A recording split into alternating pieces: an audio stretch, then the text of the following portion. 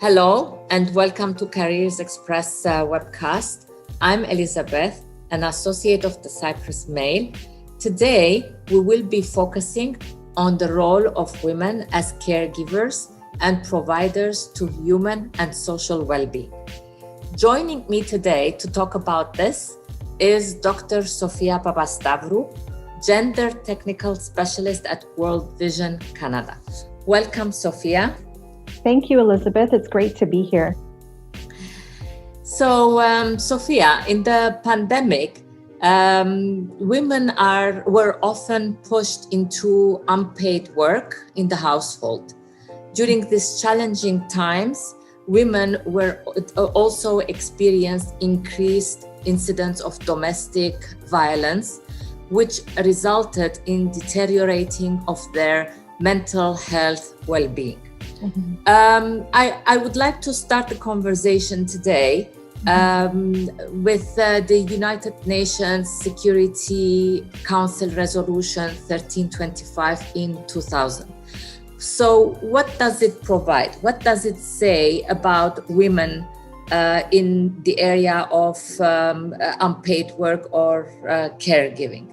Look, firstly, the UN resolution, this groundbreaking landmark resolution in 2000, that was really instrumental in rooting women's participation or full participation, in peace building. And mainly this is from the hard lobbying that was done worldwide by women's groups and organizations. So I have to say that. What does it provide? It provides really a legal grounding documentation that women are equal partners in the prevention of violent conflicts.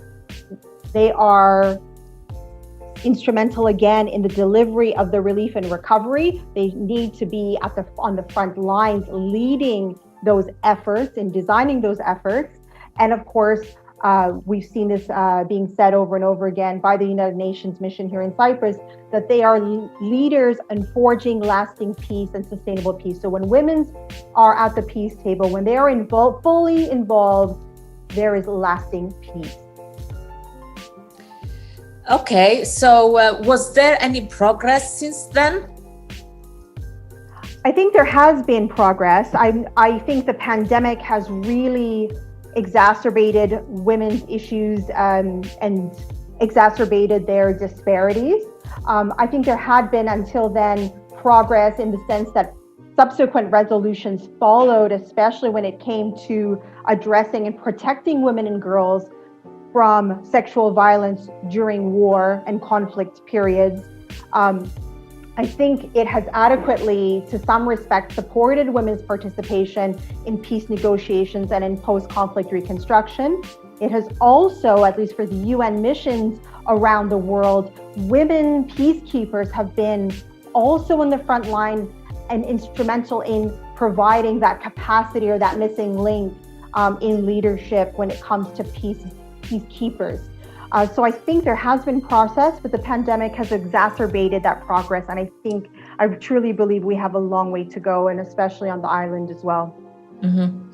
Okay, so the pandemic came, and a lot of women were pushed in a way to provide care and also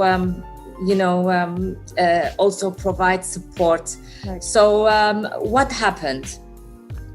Look, we had more women on the so-called COVID front line.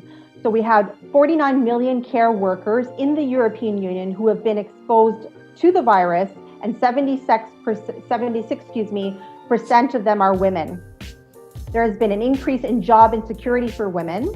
There have been more than 30% of women in the EU work part-time, flexi-time, and occupy a large number of jobs in the informal economy, which of course have fewer labor rights as well, less health protection, less support on those fundamental benefits of health. So those women were more likely to take time off to care for their children and for the elderly. And the role of caregiving for both the elderly and relatives, etc., not just the elderly, and relatives as well during lockdowns have combined this, double whammy of impacting women and girls disproportionately. And of course, we've seen the escalation of violence against women due to those quarantine and lockdowns at levels that we as gender specialists find alarming. Right. So violence in general always has an impact on mental health well-being. How did this impact on women? Mm-hmm. So mental health has played a key role generally. And in the pandemic, it has, again, I would use the word exacerbated, and have impacted women in ways that we will now see as the pandemic progresses. So women who are who are survivors of domestic violence, that are quarantined with their perpetrator, have higher levels of anxiety, are at risk of violence, etc. We have women that had to either leave their work or work from home, taking care of their children if they are mothers and parents, and become really that primary caregiver role that they've always had, as well as become the teacher. And I want to also kind of sort of in parentheses say, women are also their nurses in the home. They played the role of keeping their children and their families safe, and relatives safe, and also their communities safe. And that has been a huge impact on the way women have been impacted in terms of that unpaid labor, so to speak, that mental load that has that we've seen rises in anxiety and depression. Mm-hmm.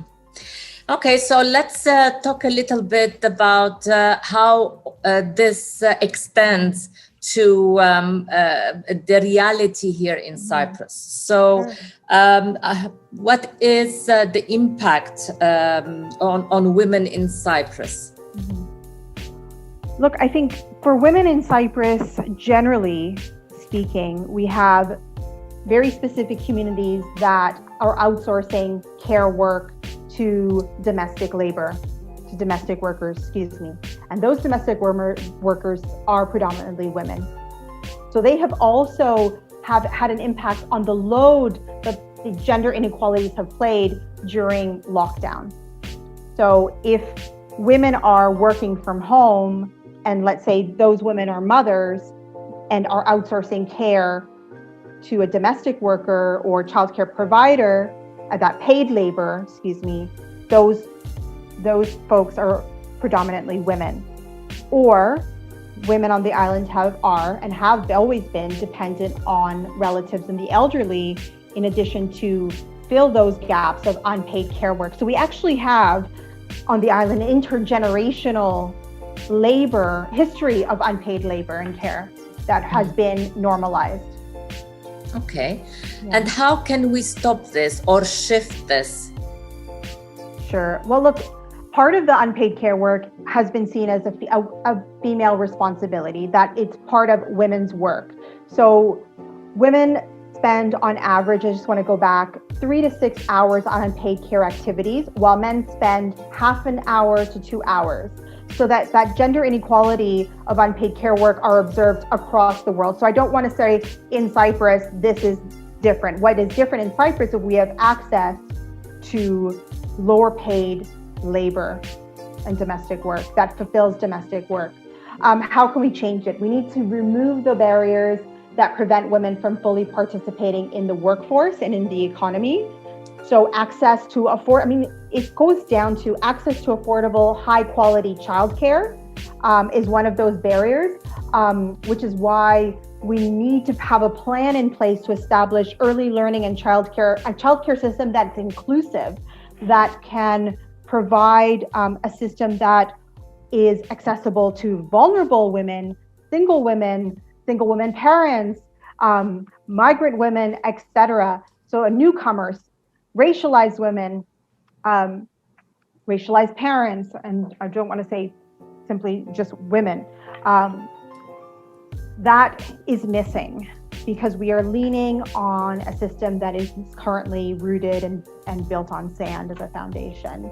I think there needs to be a greater emphasis on funding for communities and organizations within our communities that are supporting and helping women to recover from economic impacts of the pandemic, domestic violence and child support services, social services. So all of those pieces that come together, women's organizations on the ground, LGBTQ2 communities, organizations on the ground that are helping women that are being discriminated in some sort of way, and also women living with disabilities who are underrepresented as groups. So that needs to be unpacked and not normalized. I don't know if that's the correct term, but to unpack all of this normalized, sort of internalized sexism that we've been stuck on.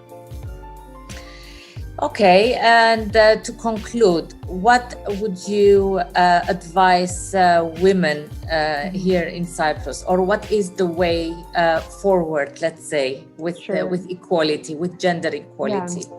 Well, look, I mean, at the center of everything is peace and security on the island. And I think every parent living here, raising their children here, and otherwise would like to see a secure and sustainable peace. And I think that circles back to the prevention pillar of 1325, that it's essential in supporting unpaid care work so that women are participating in building peaceful communities, that they're participating in the economic recovery, that they're also supported in that prevention of GBV that we mentioned, that they have a full realization of their rights. And I also wanted to emphasize there has been the first National Action Plan on Women, Peace and Security that's been developed. Take a look, read about it, look at the gender indicators. Does it make sense to you what they've proposed? If not, make suggestions. All of these cannot happen. We cannot lead and be asked to participate and be leaders in the peace building movement if we're not addressing that unpaid care work, that invisible labor, and that mental load that has impacted women, that has created fatigue and mental burnout, and what we call pandemic burnout. So that would be my first of many suggestions and strategies moving forward. Okay, thank you very much, Sophia, for this interesting conversation. Thanks, Definitely Elisabeth. A lot of food for thought. Thank you. I'm sure that Cyprus Mail readers will find this topic interesting. So let us know if you have any questions or any topic that we would like to talk about or discuss, and we will get answers for you from professionals and experts in the field. Thank you very much. And until next time, bye-bye. Bye, thank you so much.